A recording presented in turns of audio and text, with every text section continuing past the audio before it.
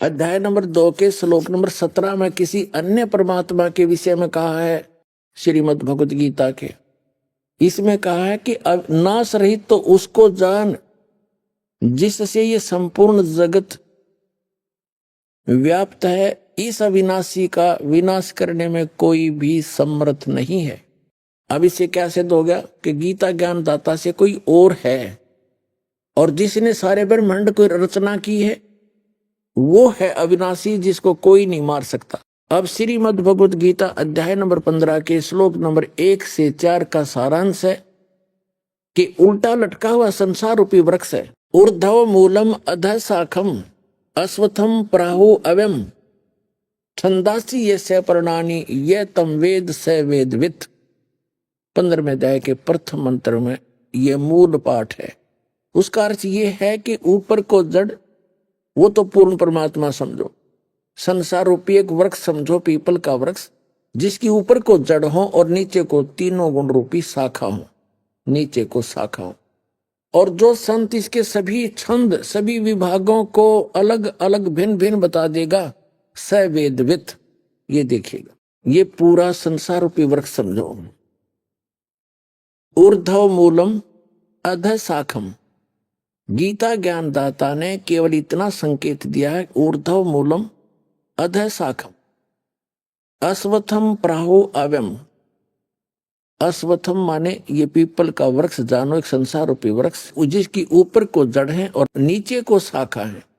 और छंदासी यस्य पर्णानि, जिसके सभी विभाग पत्ते आदि को यह तम वेद, जो जानता है उस अज्ञान अंधकार में छुपे हुए को, स वेदवित्, वो तत्वदर्शी संत है, वह वेद के तात्पर्य को जानने वाला।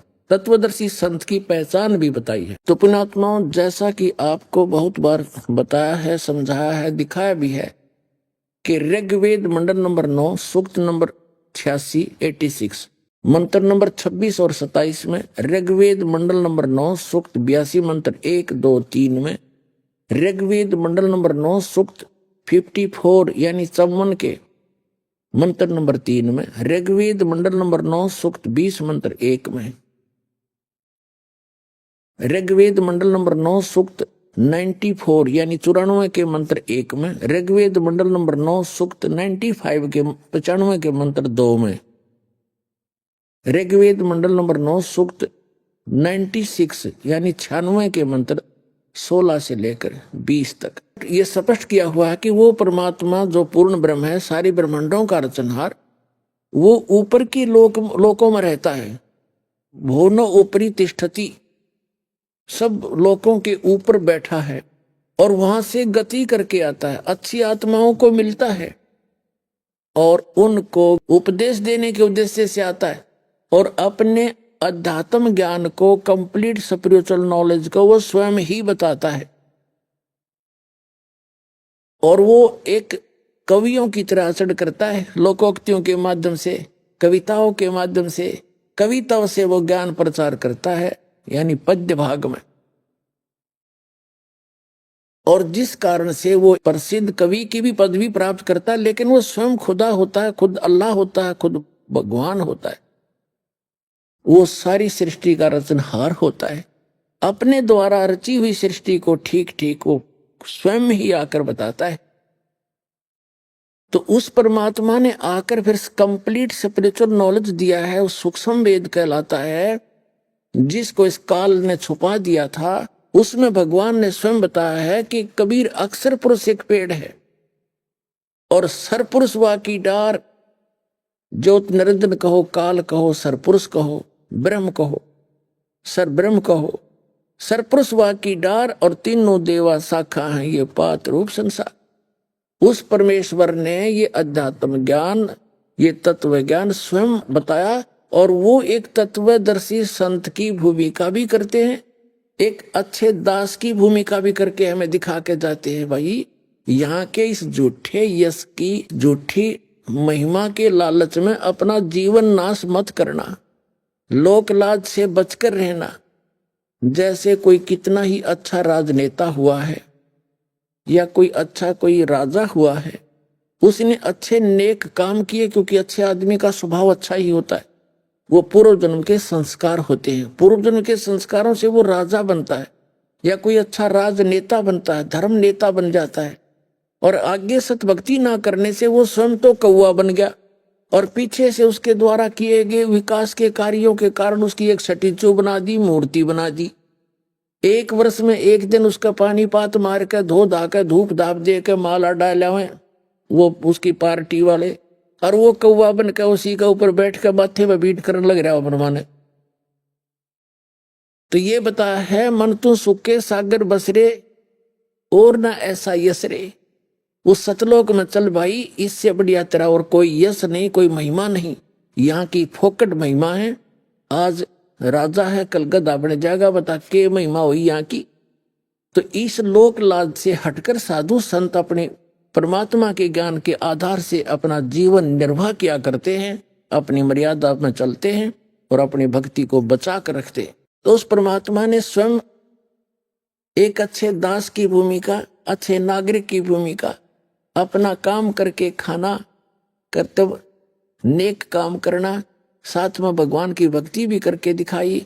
और भगवान तो वो थे ही थे, सारे ब्रह्मांड चला रहे थे बनारस में बैठकर।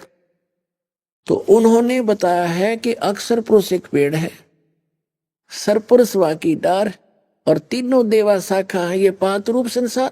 अब जड़ कौन है, वो इस दास को भेजा है वो मूल बताने के लिए। एक मूल कौन है ये देखिए, ये ऊर्ध्व मूलम अधः शाखम।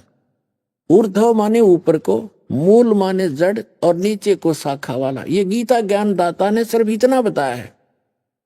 और छंदासी यस्य प्रणानी, जिसके ये छंद माने विभाग, जड़, तना, डार, ये शाखा और पत्ते, इन सब को जो बतावेगा स वेदवित। ये देखिए श्रीमद् भगवत गीता अध्याय नंबर 15 का श्लोक नंबर 1 में देखिएगा। ये पंच 10वां अध्याय 15वां। ऊर्ध्व मूलम अधः शाखम अश्वत्थम प्राहु अव्यम छंदासी यस्य प्रणानी ये तम वेद स वेदवित। इनका उदाहरण, इनका अनुवाद पढ़ो, कितना अड़ंगा है इसमें।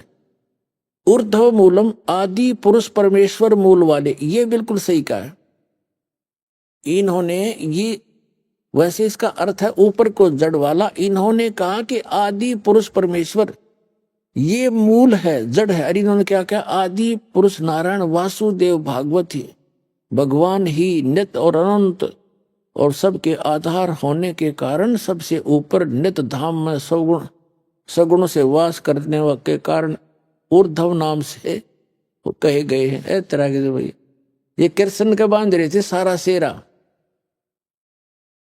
ये है आदि पुरुष परमेश्वर, ये बिल्कुल ठीक है। ये आदि पुरुष परमेश्वर कौन है, ये श्री कृष्ण नहीं है। यहां भूल लग रही थी इनको, ये श्री कृष्ण जी को मान रहे थे कि आदि पुरुष परमेश्वर है। नहीं, यहां गलती लगी हुई थी, पूरे विश्व के लगी हुई थी।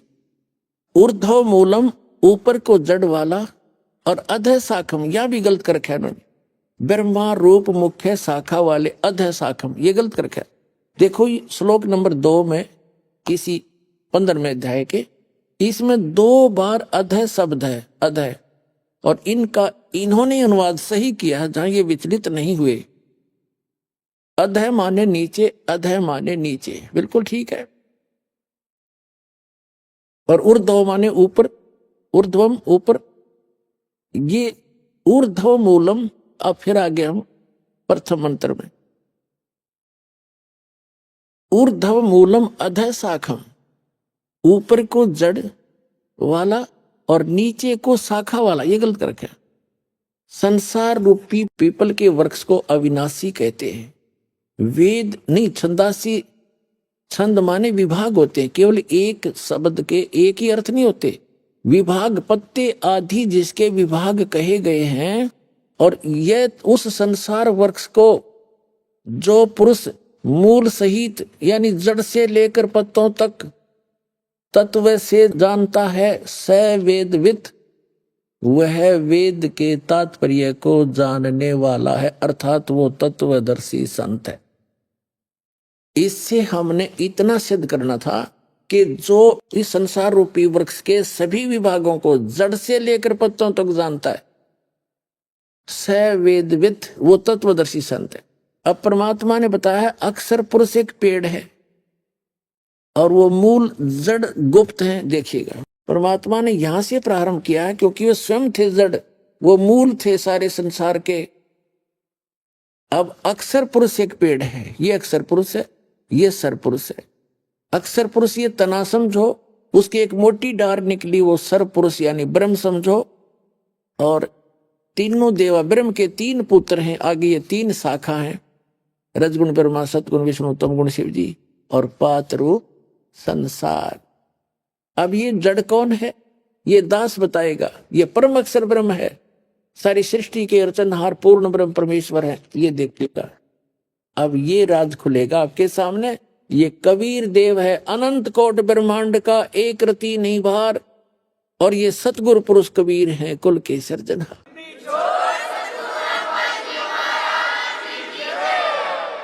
अब गीता अध्याय नंबर 15 के श्लोक नंबर 2 और 3 में क्या कहा है, ये देखिएगा। अब ये एक आपने पढ़ लिया, ये स्पष्ट हो गया, ये आपने पढ़ लिया सारा। अब दूसरे में देखते हैं, उस संसार वृक्ष की तीनों गुण रूप, रजगुण ब्रह्मा, सतगुण विष्णु, तीनों गुण रूप, ये जल से बड़ी हुई नहीं। विषय पर वाला शाखा, विषय पर वाला शाखा, विषय विकारों वाली ये शाखाएं हैं, नीचे और ऊपर, सर्वत्र नहीं। देखो, अब हम फिर इसका सहयोग लेंगे। ये पृथ्वी लोक पर ज्ञान बोला जा रहा था, ये देखिए, ये पृथ्वी लोक है, और विष्णु जी, ब्रह्मा जी और शिव जी का आधिपत्य है पृथ्वी लोक, इस पाताल लोक और स्वर्ग लोक पर। तो यहां ये बोला जा रहा था ज्ञान पृथ्वी पर। ये कहते ऊपर स्वर्ग लोक तक और नीचे पाताल तक। ऊपर और नीचे केवल इन इन स्थानों पर इन तीनों की रेंज है, इन तीनों लोकों के ऊपर इनका आधिपत्य है, और एक एक विभाग के ये मंत्री हैं, इतना समझो। ऊपर और नीचे, सर्वत्र नहीं। मूल पाठ में भी सर्वत्र नहीं है। अब देखिएगा, अध्याय नंबर 15 का श्लोक नंबर 2, उस संसार वृक्ष की तीनों गुण रूप, रजगुण ब्रह्मा जी, सतगुण विष्णु जी, तमगुण शिव जी। पहले ये क्लियर करते हैं। ये देखिएगा, मार्कंडे पुराण आपको दिखाते हैं। ये मार्कंडे पुराण है और गीता प्रेस गोरखपुर से प्रकाशित है।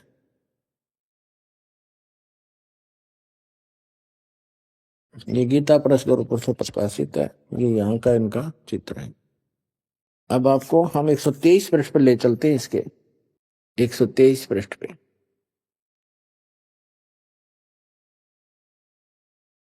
संक्षिप्त मार्कंडे पुराण, या मार्कंडे जी बोल रहे हैं। मार्कंडे जी बोले, मुने, ये सब कुछ बताते बताते इसके सामने आ जाते हैं आप। इस तरह स्वयंभू परमात्मा की 3 अवस्थाएं होती हैं। रजोगुण प्रधान ब्रह्मा, तमोगुण प्रधान रुद्र, सत्व प्रधान विश्वपालक विष्णु है। यही 3 देवता हैं और यही 3 गुण हैं। अब ये स्पष्ट हो गया कि रजगुण ब्रह्मा, सतगुण विष्णु, तमगुण शिव जी, इन 3 देवता कह लो और चाहे 3 गुण का हो। इससे बढ़िया कंसेप्ट जो मार्कंडेय पुराण में है शायद ही कहीं होगा। एक और दिखा दे। यह है श्रीमद देवी भागवत यानी देवी पुराण, हिंदी टीका सहित। ये खेमरा श्री कृष्ण दास प्रकाशन मुंबई से प्रकाशित है। अथ देवी भागवतम सभाष्टीकम समातम, खेमरा श्री कृष्ण दास प्रकाशन मुंबई 4। यहां इसका सारा कुछ लिखा हुआ है इधर, बस इतना ही दिखाएंगे, इसमें आप देख सकते हैं। अब इसके हम यहां पहुंचते हैं 3रे स्कंद में। अथ श्री देवी भागवते भाषा टीका युक्ते 3य स्कंद है प्रारंभते, 3रा स्कंद प्रारंभ हो गया। अब इसके हम यहां आते हैं। यह है पृष्ठ नंबर 11 और भाषा टीका तृतीय स्कंद अध्याय 5 में यहाँ 8वां श्लोक है। भगवान शंकर के अपनी माता दुर्गा की महिमा सुनाते हैं। हे माता, यदि हमारे ऊपर सदा आप दया युक्त हो तो हमको तमोगुण में किस प्रकार प्रदान किया, और ब्रह्मा रजोगुण और हरि यानी विष्णु को सतोगुण क्यों युक्त किए। अब ये बीच में संस्कृत आ जाती। अब हम संस्कृत पढ़ेंगे। ये 7वां श्लोक समाप्त हुआ, 8वां प्रारंभ होता है। यदि धर्मना न सदा बीके कथम अहम विहित है तमोगुण, मुझे तमोगुण क्यों बना दिया। कमल जय, कमल से उत्पन्न होने वाले ब्रह्मा जी को रजोगुण संभाव, रजोगुण क्यों उत्पन्न किया।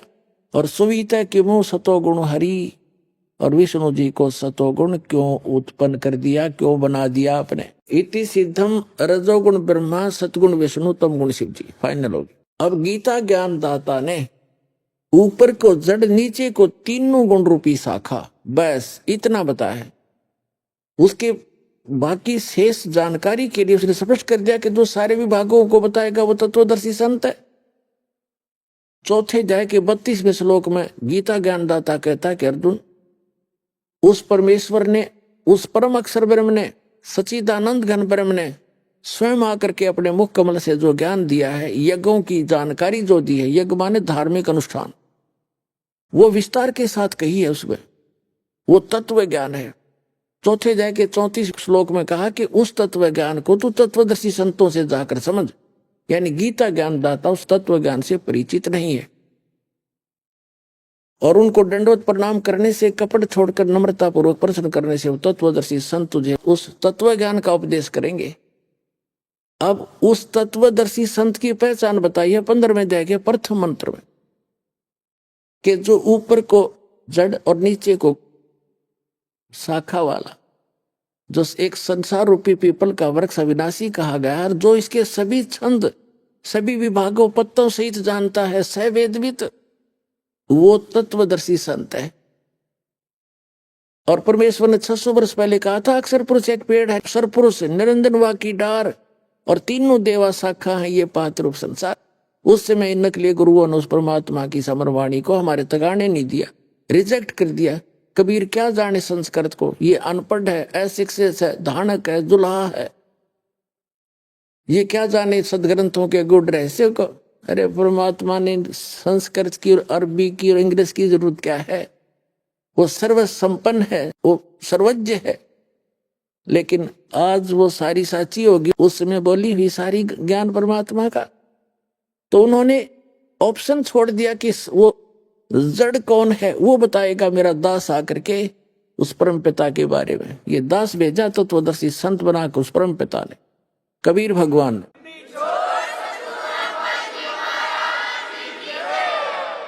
अब इसमें क्या बताया है 15वें अध्याय का। अब हम पढ़ेंगे दूसरा श्लोक। उस संसार वृक्ष की तीनों गुण रूप, रजगुण ब्रह्मा, सतगुण विष्णु, तमगुण शिवजी रूपी, ये गलत लिखा है।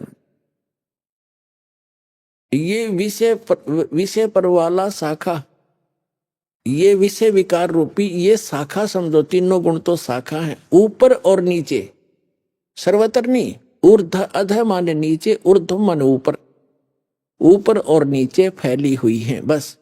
और मनुष्य लोक में, इस पृथ्वी पर कर्मों के अनुसार बांधने वाली ये भी, ये अहमता ममता वासना रूपी जड़ है। ये भी इसके मुख्य कारण है, क्योंकि ब्रह्मा विष्णु महेश ही हमें कर्मों के आधार से यहाँ रोक के रखते हैं, इस काल के आदेश से। ये इसके मंत्री हैं, एक एक विभाग के मंत्री, इनकी ड्यूटी ला रखी है। रजोगुण विभाग के ब्रह्मा जी, उसके अंदर से एक ऐसी प्रेरणा, ऐसी वासना निकल रही है, उसके अंदर से ऐसी तरंगे निकल रही है जैसे मिर्च होती है, मिर्च, और मिर्च का छोंक लगाया जाता है किचन में, और स्थूल वस्तु साकार वस्तु तो रसोई में, और उससे निकल कर वो तरंगे, उसकी जो वासना, उसका गुण अफेक्ट कर रहा है, और 3 कमरों में अलग से सब छीकम छीक हो जाते हैं। तो मूल वस्तु रसोई में, उसका गुण ने जाकर कहाँ असर कर दिया, जीव के बस का न्यून छीको न रोक ले। तो ऐसे ही ये तीनों भगवान ऊपर रहते हैं अपनी अपनी राजधानियों में। उनसे निकल रही ये रेज आप जी पृथ्वी लोक, पाताल लोक और स्वर्ग लोक के प्राणियों को प्रभावित कर रही है। इनके बस की बात नहीं। इन विषय वासनाओं, ममता, जैसे ब्रह्मा जी के कारण संतानों उत्पत्ति की प्रेरणा, यह विषय वासना इतनी प्रभावित कर रखी है प्रत्येक प्राणी के अंदर, अपने आप संतानों उत्पत्ति करते हैं। फिर यहाँ के ठाठ बाट ये भी रजोगुण के कारण ही प्राणी करता है, कोठी हो, कार हो, बढ़िया सब कुछ हो। फिर सतोगुण के आधार से ममता एक दूसरे के अंदर, बहन भाई में ममता, प्रेम, पति पत्नी का प्रेम, बच्चों में ममता, अपनी कोठी बंगले कार में इनमें ममता, इनके अंदर मोह, ये जीव के बस का नहीं, इसको छोड़ सके। ये प्रभावित है। जैसे किसी ने नशा कर रखा, शराब पी ली, 2 घूंटी लाए, पास उसने आप नहीं पता तू क्या बोल रहा है, कहाँ पैर रखे हुए, कहाँ पड़ा है। तो ऐसा नशा है आपके ऊपर। और इन परमात्मा की इस भक्ति से, सच साधना से आपको ये एंटीबायोटिक का काम करेंगी, आपका नशा उतरेगा। इन तीनों गुणों का असर बिल्कुल कम होता चला जाएगा। कुछ दिनों के बाद ऐसा एक नॉर्मल सा रह जाएगा जितना आवश्यक होगा बस, और फिर हम सफल होंगे उस समर्थ की सहारा लेकर। अब हम चल रहे हैं, देखिएगा, मनुष्य लोक में कर्मानुसार बांधने की भी ये मूलानी जड़ हैं, ये मूल कारण हैं। नीचे और ऊपर, सब लोकों में नहीं, नीचे और ऊपर फैली हुई है। नीचे पाताल लोक में, ऊपर स्वर्ग लोक तक इनकी रेंज है। अब आगे देखो, अब गीता ज्ञानदाता तीसरे श्लोक में स्पष्ट कर देता है कि इस संसार वृक्ष का स्वरूप जैसा कहा है वैसा यहां विचार काल में नहीं पाया जाता। यहां विचार काल का अर्थ है तेरे मेरे इस गीता जी के डिस्कशन में, चर्चा में, मैं उस परमात्मा की, उस संसार रूपी वृक्ष की संपूर्ण स्थिति को नहीं बता पाऊंगा, क्योंकि मुझे उसके आदि और अंत का कोई ज्ञान नहीं। इसलिए तो कहा है वेदों में कि वो परमात्मा अपने द्वारा रची हुई सृष्टि को स्वयं ही ठीक ठीक बताता है। अब देखिएगा 15वें अध्याय का 3रा श्लोक गीता जी का, इस संसार वृक्ष का स्वरूप जैसा कहा है वैसा यहाँ विचार काल में तेरे मेरे इस गीता जी के विवेचन में नहीं पाया जाता, नहीं पाया जाता, क्योंकि न इसका आदि है और न इसका अंत है, तथा न इसकी अच्छी प्रकार स्थिति है, यानी इसको ज्ञान नहीं, स्थिति तो है ही। इसलिए इस सुविरुद्ध मूलम, ये इसने गलत किया, अति दृढ़ मूल वाले, बस इतना, अति दृढ़ मूल वाले। अब मूल का अर्थ है ऊपर के लोक, जड़ जो है ऊपर के लोक हैं, जो प्रोक्ष हैं, वो परम अक्षर ब्रह्म है। जैसे यजुर्वेद अध्याय नंबर 40 के श्लोक नंबर 17 में ये वेद ज्ञान दाता वही है जो गीता ज्ञान दाता। यजुर्वेद अध्याय 40 के मंत्र 15 में तो कहता है मेरा एक ओम मंत्र है, इसका जाप कर, काम करते करते सिमरण कर, विशेष कसक के साथ सिमरण कर, मनुष्य जीवन का प्रथम करते उदान का सिमरण कर। और 40वें अध्याय के 17वें श्लोक में कहा है यजुर्वेद में कि वो पूर्ण परमात्मा तो प्रोक्ष है, वो तो गुप्त है, ऊपर है, और मैं ब्रह्म हूं, एम खम ब्रह्म, ओम मेरा नाम है। और मैं, जैसे देवी भागवत के अंदर 7वें स्कंद में हिमालय को ज्ञान देते समय देवी जी कह रही है कि ब्रह्म का ओम नाम है, उसका जाप करो, ब्रह्म को प्राप्त हो जाओगे, तुम्हारा कल्याण हो। वो ब्रह्म ब्रह्मलोक रूपी दिव्य आकाश में रहता है, वहां रहता है। तो ये खुद कहता यजुर्वेद अध्याय नंबर 40 के मंत्र नंबर 17 में कि वो परमात्मा तो प्रोक्ष है, और मैं अहम ओम खम ब्रह्म, मैं ब्रह्म हूं और ब्रह्मलोक रूप दिव्य आकाश में वहां रहता हूं, मेरा एक ओम नाम। और वो परमात्मा प्रोक्ष है, वो तो गुप्त है। ये देखिएगा यजुर्वेद, इसके अनुवाद करता भी है महर्षि दयानंद है। इसने तड़ंगा कर्ण का ठेका ले रखा था, फिर भी सच्चाई छुपा नहीं करती। ही यहाँ से प्रकाशित है, सर्वदेशी कार्य प्रतिनिधि सभा 2/5 महर्षि दयानंद रामला मैदान नई दिल्ली से। ये यजुर्वेद का अंतिम अध्याय है, अंतिम ही मंत्र है। ये देखिएगा, ये 4400 अध्याय यानी 40वां अध्याय है, 4400 यजुर्वेद का, और ये 17वां मंत्र है। इसमें क्या कहा है, हे मनुष्यों, जिस ज्योत स्वरूप रक्षक, ये ज्योत स्वरूपी काल है, मुझ से अविनाशी यथार्थ कारण के आच्छादित मुख के तुल्य उत्तम अंग का प्रकाश किया जाता है, उत्तम अंग का प्रकाश किया जाता है। जो वह प्राण व सूर्य मंडल में पूर्ण परमात्मा है, पुरुष माने पूर्ण परमात्मा है, वह है परोक्ष रूप। वो तो परोक्ष है, गुप्त है। अरे अहम, ये यहां लिखा है सो अस्व अहम ओम खम ब्रह्म, खम का अर्थ खम ब्रह्म, मैं ब्रह्म और ओम नाम है मेरा। खम ब्रह्मलोक रूपी दिव्य आकाश में रहता हूं, मेरा एक ओम नाम है। और वो परमात्मा तो गुप्त है, वह पूर्ण परमात्मा है, वह है तो परोक्ष रूप, वो गुप्त है, वो जड़ है संसार रूपी वृक्ष की। अहम मैं खम, ये खम का अर्थ है ब्रह्मलोक रूपी दिव्य आकाश में रहता हूं और मैं ब्रह्म हूं। यहां लिखना था ब्रह्म, इधर ब्रह्म का क्यों डंगा कर दिया, सीधा लिखना था मैं ब्रह्म हूं, सबके गुण कर्म और स्वरूप करके अधिक हूं, ओम उसका सबका रक्षक जो मैं उसका कोई बात ऐसा नाम जानो, ओम तो लिखना था ओम नाम जानो।